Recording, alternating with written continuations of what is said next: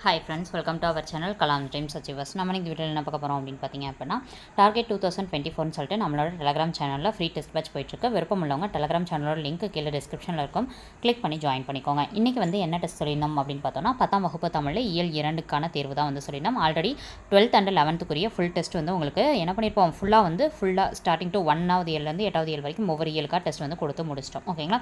So இயல் 2க்கான தேர்வு பார்க்கலாம். இயல் 2 முதல் கேள்வி, அதோ அந்த பறவை போல என்னும் நூலின் ஆசிரியர் யார்? அதோ அந்த பறவை போல என்னும் நூலின் ஆசிரியர் யார்? ஆன்சர் பார்த்தோம் அப்படின்னா முகமது அலி. ஆல்ரெடி வந்து பறவை மனிதர் சலீம் அலின்னு படிச்சிருப்பீங்க. ஸோ அலி அப்படின்ற மாதிரி ஞாபகம் வச்சுக்கோங்க. ஸோ குழப்பாது. ஓகேங்களா? பறவைன்னு வந்தால் அலின்றது வரணுன்றது ஞாபகம் வச்சுக்கோங்க. இரண்டாவது கேள்வி, சிட்டுக்குருவி குறித்து வசன நடை எழுதியவர் யார்? இரண்டாவது கேள்வி, சிட்டுக்குருவி குறித்து வசன நடை எழுதியவர் யார்? ஆன்சர் என்னன்னு பார்க்கலாம். ஆன்சர் பார்த்தோம் அப்படின்னா பாரதியார். வசன கவிதையை இன்ட்ரடியூஸ் பண்ணவர் இவர் தான். ஸோ வசன நடை வந்து சிட்டுக்குருவியை குறித்து எழுதியவரும் இவர் தான். அதில் வந்து என்ன பண்ணியிருப்பாங்க, அவங்க வீட்டில் வந்து 2 இருந்தது, ஒன்று ஆண் குருவி, இன்னொன்று பெண் குருவின்னு சொல்லிட்டு ஒரு வசன நடை எழுதியிருப்பார். நெக்ஸ்ட் கொஷின், வீணையில் இருந்து கவர்ந்த இசையை எங்கே கொண்டு போய் ஒழித்து வைக்கிறாய் அப்படின்னு சொல்லிட்டு என்ன பண்ணியிருப்பாங்க, ஒரு அழகான அற்புதமான வரிகளை வந்து என்ன பண்ணியிருப்பாங்க, பாடியிருப்பாங்க. அவங்க யார் அப்படின்னு சொல்லி கேட்டிருக்காங்க. வீணையில் இருந்து கவர்ந்த இசையை எங்கே கொண்டு போய் ஒழித்து வைக்கிறாய் அப்படின்னு சொல்லி யார் பாடியிருப்பாங்க அப்படின்னு பார்த்தோன்னா அப்துல் ரஹ்மான் கவிக்கோ என அழைக்கப்படுகிறார். நெக்ஸ்ட் கொஷின், காற்றாலை மின் உற்பத்தியில் இந்தியாவில் தமிழகம் எத்தனாவது இடம்? காற்றாலை மின் உற்பத்தியில் இந்தியாவில் தமிழகம் எத்தனையாவது இடம்? ஆன்சர்ன்னு பார்க்கலாம். ஆன்சர் பார்த்தோன்னா 2ஆம் இடம். ஓகேங்களா? ஸோ தமிழகம் வந்து இந்தியாவில் 2nd பிளேஸ். அதுதான் ரொம்ப முக்கியம், காற்றாலை மின் உற்பத்தியில். ஓகேங்களா? நெக்ஸ்ட் கொஷின், வினைத்தொகை குறித்த கீழ்கண்ட கூற்றுகளில் எந்த கூற்று தவறுன்னு கேட்டிருப்பாங்க. முதல் கூற்று, வினைப்பகுதியும் அடுத்து பெயர் சொல்லும் அமைந்த சொற்றொடர்களில் வினைத்தொகை அமையும் அப்படின்னு சொல்லிட்டு, அதாவது வந்து இது இலக்கணத்தில் என்ன பண்ணியிருப்பாங்கன்னா பெயரெச்சம், வினையச்சம் இந்த மாதிரி வந்து என்ன பண்ணியிருப்பாங்க, கொடுத்துருப்பாங்க. அதில் வினைத்தொகைக்கானது அதிகமாக கொடுத்துருப்பாங்க. ஓகேங்களா? சரி, ஓகே. இப்போ பாருங்கள், வினைப்பகுதியும் அடுத்து பெயர் சொல்லும் அமைந்த சொற்றொடர்களில் தான் வினைத்தொகை அடையும். அடுத்து வந்து காலம் காட்டும் இடைநிலைகள் தொக்கின்னு இருக்கும். இதில் 2 கூற்றுகளை எந்த கூற்று சரின்னு கேட்டாங்கன்னா 2ம் சரி தான். ஓகேங்களா?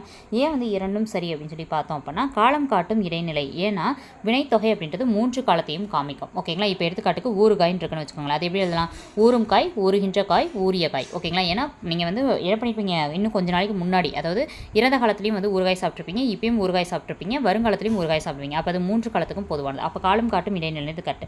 அடுத்து வினைப்பகுதியும் அடுத்து பெயர் சொல்லும் அமைஞ்சிருக்கும்னு சொல்லி கொடுத்துருக்காங்க. இப்போ எடுத்துக்காட்டுக்கு புக்கில் உங்களுக்கு வீசு தென்றல்னு ஒன்று கொடுத்துருப்பாங்க. ஓகேங்களா? அதில் பாருங்களேன், வீசு அப்படின்னா அது வினை. ஓகேங்களா?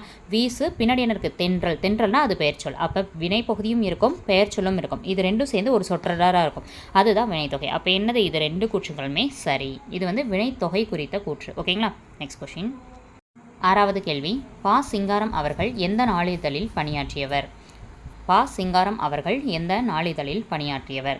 ஆன்சர் பார்த்தோம் அப்படின்னா தினத்தந்தி நாளிதழில் பணியாற்றியவர். இவர் வந்து எழுதிய புலம்பெயர்ந்த முதல் புதினம் தான் புயலிலே ஒரு தோணி. ஓகே, நெக்ஸ்ட் கொஸ்டின் பார்க்கலாம்.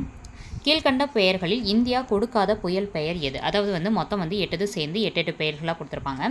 ஸோ வந்து அதில் என்ன பண்ணியிருப்பாங்க அப்படின்னா, இந்தியா கொடுக்காத பெயர் எது அப்படின்னு சொல்லிட்டு என்ன பண்ணியிருப்பாங்க, இங்கே கேட்டிருப்பாங்க. ஓகேங்களா? ஓகே, ஆன்சர் என்னன்னு பார்க்கலாம். ஃபஸ்ட்டு இது பாருங்கள், பிஜ்லி. அடுத்து பார்த்தோம் அப்படின்னா ஜல். அடுத்து லெஹர், சாகர். ஆன்சர் என்னன்னு பார்க்கலாம். அனைத்தும் இந்தியா தந்ததான். அதாவது வந்து இந்த 4 பேர்களுமே இந்தியா தந்ததான். பிஜ்லியாக இருந்தாலும் சரி, ஜல், லஹர், சாகர், இது எல்லாமே வந்து தந்தது. அதில் முதல்ல இருக்கக்கூடிய 3ம் நம்ம வந்து என்ன பண்ணிட்டோம், பயன்படுத்தினோம். சாகர்ன்றது இன்னும் வரக்கூடியது. ஓகே, வரக்கூடிய புயலுக்கு வைக்கலாம். கேள்வி, முல்லை நிலத்திற்குரிய பெரும் பொழுது எது? முல்லை நிலத்திற்கு உரிய பெரும் பொழுது எது? ஆன்சர் என்ன பார்க்கலாம். ஆன்சர் பார்த்தோன்னா கார்காலம் அப்படின்றத முல்லை நிலத்துக்குரிய பெரும் பொழுது.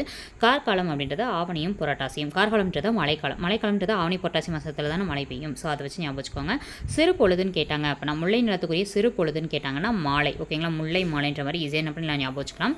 சிறு பொழுது பெரும் பொழுதுலாம் நல்லா தெளிவாக படிச்சு வச்சுக்கோங்க. முல்லை அப்படின்றது காடும் காடு சார்ந்த இடமும். அந்த பாயிண்ட்டும் நல்லா தெரிஞ்சு வச்சுக்கோங்க.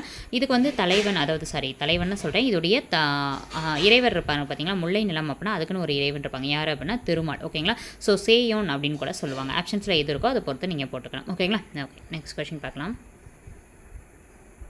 நனந்தலை உலகம் வளையி நேமியோடு, இது எந்த நூலின் அடிகள்? நனந்தலை உலகம் வளையி நேமியோடு, இது எந்த நூலின் அடிகள்? ஆன்சர் பார்க்கலாம். ஆன்சர் பார்த்தோம் அப்படின்னா முல்லைப்பாட்டு அப்படின்றதுல நற்பூதனார் அவர்கள் இதை வந்து என்ன பண்ணியிருப்பாங்க, பாடியிருப்பாங்க. இங்கே ஆசிரியர் கொடுத்துருப்பாங்க. முல்லைப்பாட்டு அப்படின்றது இதற்குரிய சரியானது. ஓகேங்களா? நற்பூதனார் அப்படின்றது இதை எழுதியவர். ஓகேங்களா? நனந்தலை உலகம் வளையி நேமியோடு அப்படின்னா, நனந்தலை உலகம் அப்படின்னா என்னென்னா அகன்ற உலகம்னு அர்த்தம்.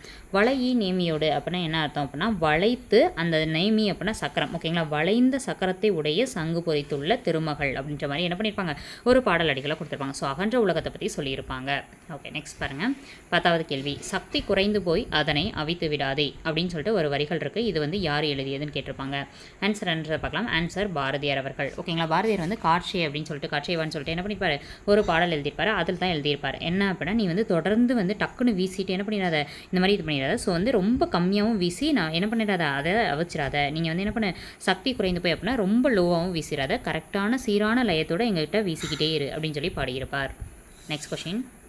அமில மழை பெய்ய காரணமான வாயுக்கள் எது எதுன்னு சொல்லிட்டு நீங்கள் என்ன பண்ணுங்கள் அப்படின்னா கீழே கமெண்ட் பாக்ஸில் கமெண்ட் பண்ணுங்கள். ஓகேங்களா. எத்தனை மார்க் எடுத்தீங்க அப்படின்றத கீழே கமெண்ட் பாக்ஸில் கமெண்ட் பண்ணுங்கள். தேங்க்ஸ் ஃபார் வாட்சிங்.